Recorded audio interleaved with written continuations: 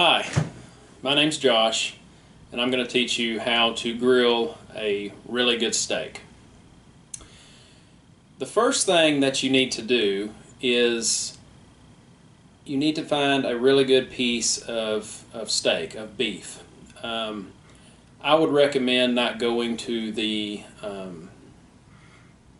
your supermarket. I would try to go with a local butcher, someone who could cut it the size that you wanted and that it would have the right fat consistency in it.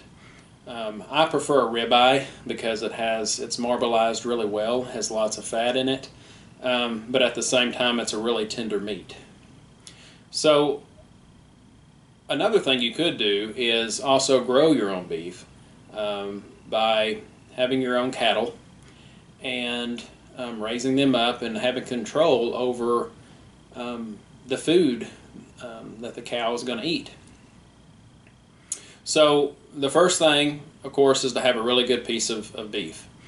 The next thing you want to do is whenever you get ready to grill it is to make sure that it's thawed really well. The meat doesn't need to be cold in the sense that it may be still frozen in the middle. So you want to thaw it out really good. So as you're getting it ready, what I would recommend is go ahead and get your grill ready. I prefer charcoal. I like the taste of it. It has kind of a smoky char flavor to it. And as you get your steak ready, I think the first thing you need to do is go ahead and lay it out and get some olive oil. This is one of the secrets that a lot of people don't think about, is putting olive oil on it, because by doing that you're going to be able to retain some of the moisture in it and it keeps it from drying out when you grill it. So take some olive oil and baste it on both sides of the meat, and then your steak's pretty much ready to go. So go back to your grill. Make sure the grill's really hot. I sometimes will pull the charcoal up a little bit closer to the grates to make sure that it's really hot. And then go ahead and lay your steak on the grill. You're going to want to let it sit there for probably about 2 to 3 minutes, and it gets really charred.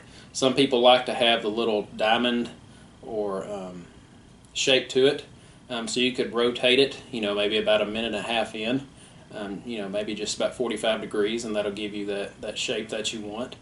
And then after 2 to 3 minutes, you want to go ahead and flip it. When you flip it, go ahead and take some sea salt and some ground pepper and sprinkle it on there really good, and let it sit for about another 2 to 3 minutes again. After you do that, remove it from the direct heat and put it on the side of the grill that doesn't have charcoals directly under it. And from there, you're going to let it really heat up to the temperature that you want inside. I prefer medium, which is a pretty good amount of pink inside, and that allows it for it to continue to be real tender. And then once it gets to that point, it's ready to go.